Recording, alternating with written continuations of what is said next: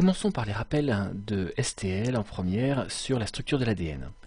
L'ADN est un polymère, c'est-à-dire un agencement de plusieurs monomères qui s'accumulent les uns après les autres, comme l'amidon est constitué de glucose, les uns liés avec les autres, ou une protéine est constituée d'acides aminés liés les uns avec les autres. Voici le monomère du polymère d'ADN, le nucléotide.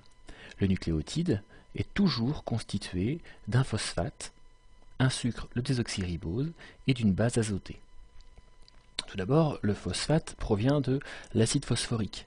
L'acide phosphorique contient plusieurs groupements OH qui vont pouvoir perdre un H et former des liaisons phosphodiester permettant de lier les monomères les uns avec les autres. Le sucre, lui, est un désoxyribose, et on va numéroter ces atomes de carbone lorsqu'il a une forme cyclique, ou ici, à partir de la double liaison O, en mettant un prime après le numéro du carbone pour les différencier avec les carbones les numéros du cycle de la base azotée qu'on verra tout à l'heure. On parle de 1', 2', 3', 4' et 5' ici dans le CH2OH. Les bases azotées, on les sépare en deux parties. Il y a les bases pyrimidiques qui contiennent un noyau pyrimidine avec des azotes dedans, c'est pour ça qu'on parle de base azotée, et on commence la numérotation ici, 1, 2, 3, 4, 5, 6, et selon les groupements liés à ce noyau, on va distinguer la cytosine avec un groupement NH2 et la thymine avec un groupement O. Je ne vous demande pas de retenir les formules, mais simplement de savoir que la cytosine se symbolise C et la thymine T. Ce sont tous les deux des bases pyrimidiques.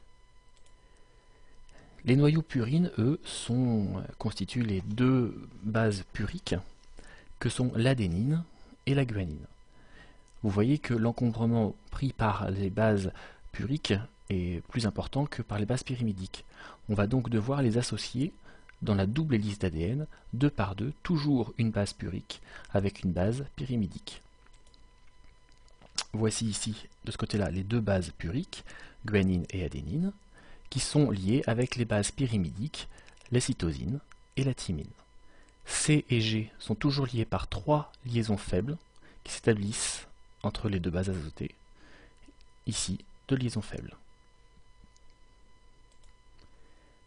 Voici ici la polymérisation, c'est-à-dire le fait d'avoir plusieurs monomères qui s'accumulent les uns derrière les autres.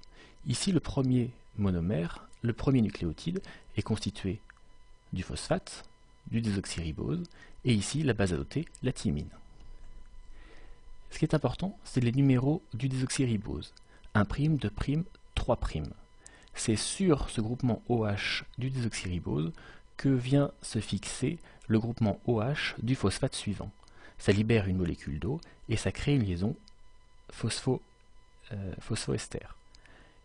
La même chose se produit ici entre le OH et le OH du CH2OH qu'on avait tout à l'heure, et on a donc en tout une liaison phosphodiester. C'est donc ici que se lient les nucléotides les uns avec les autres. Du coup, un nucléotide qui arrive se lie toujours avec le OH en 3' du précédent, et lui se lie par son 5'. On va donc toujours du 5' du premier nucléotide, puis son 3', puis le 5' du suivant, qui finit par son 3', puis le 5' du suivant, son 3', son 5', son 3'. On a donc toujours une séquence orientée du pôle 5' du premier nucléotide vers le pôle 3' du dernier nucléotide.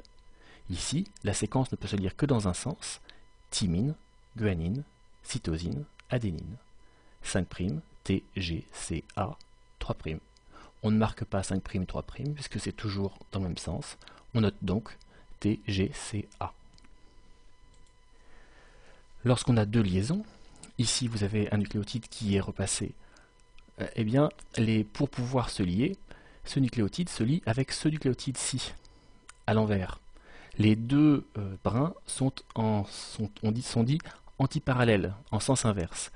Ici, vous avez le pôle 5' vers le 3', dans l'autre sens, le 5' vers le 3'. Cette structure s'enroule sur elle-même pour former la structure en double hélice d'ADN comme si les deux bases liées entre elles formaient les marches d'un escalier en colimaçon qui tournait, avec 10 paires de bases par tour d'escalier, et une hauteur entre ces 10 paires de marches de 3,4 nanomètres, la distance d'une boucle d'ADN.